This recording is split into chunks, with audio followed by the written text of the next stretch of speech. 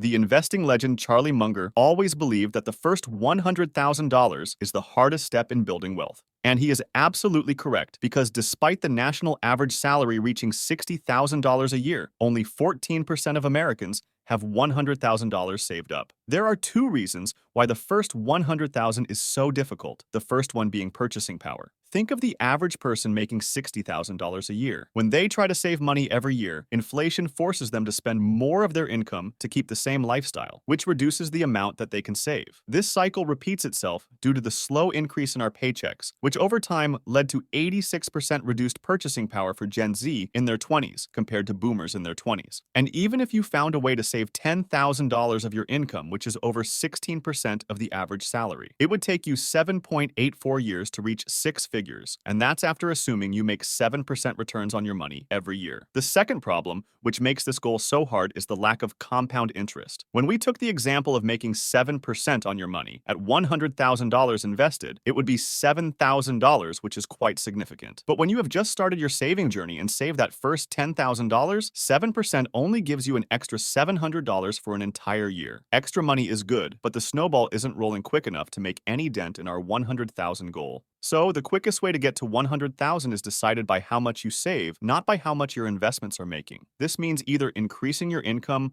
or reducing your expenses will help you more than scanning for stocks and crypto, but that's not easy either. Looking at these two problems, it's easy to believe why the majority of people give up on the dream of having $100,000. But why is $100,000 such an important milestone, and how does your life change after you have a 100K? Well, do you remember the problem we had about compound interest? This time around, it actually becomes our reason for success. At $100,000, if we keep investing $10,000 every year at 7%, a year later, you will have $117,000, and the second year just over $135,000. So every year from now, the money you make will be 70% or more of the amount you saved that year. This is the secret to why the next $100,000 feels so easy, because this time, it didn't take 7.84 years to get another 100K. It only took 5.1 years, which is 35% faster than your first 100,000. And as time goes on, an additional 100,000 keeps on becoming easier, and that keeps on making you richer quickly. Getting to 300,000 takes us just 3.78 years, and then $400,000 takes 3.01 years. Reaching the $500,000 milestone with your fifth 100,000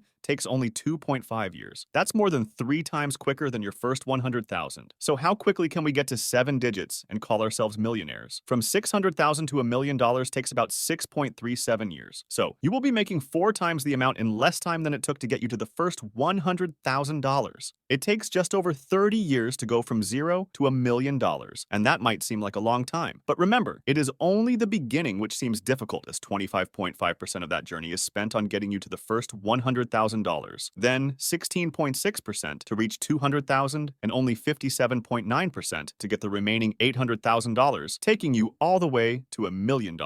That's why Einstein called compound interest the eighth wonder of the world. I realize that everyone has a different situation. You might be able to save a lot more than $10,000 a year, or might be only able to save a portion of that. But that doesn't mean the dream of becoming a millionaire is dead. We can see how long it takes to get to $1 million by investing $1,200 to $30,000 a year. So despite the amount you can invest right now, the goal is definitely achievable. And there are 2 things which can make this a shorter journey for you. First was that savings rate we talked about. The money you save is vital to get you to the first 100,000. And in order to increase your savings rate, you can pick up extra jobs, do overtime, or start side hustles. But in my experience, it's much easier to cut down on your expenses than it is to make more money. Anyone can reduce their spending by being more aware of where their dollars are going. Doing a budget is a habit which can change your future and start your journey to generational wealth. You can do a budget using websites, apps, or the old school way of writing things down, or the envelope method. The goal is to do a budget. How you do it is up to you. Now that you have maximized your savings potential, we can look into the second helpful method of making more on your money. Throughout the video, every scenario we discussed was on the assumption of making 7% on your money. But what if you can make 8, 9, or even 10% a year? Well, it's totally possible, and it all comes down to where you invest your money. I personally look for broad market index funds like the S&P 500 index funds, as they are very diversified and have a long track record of good returns. Over the last 100 years, the stock market on average has made a little over 10.5% a year. So, the sweet spot is to find an investment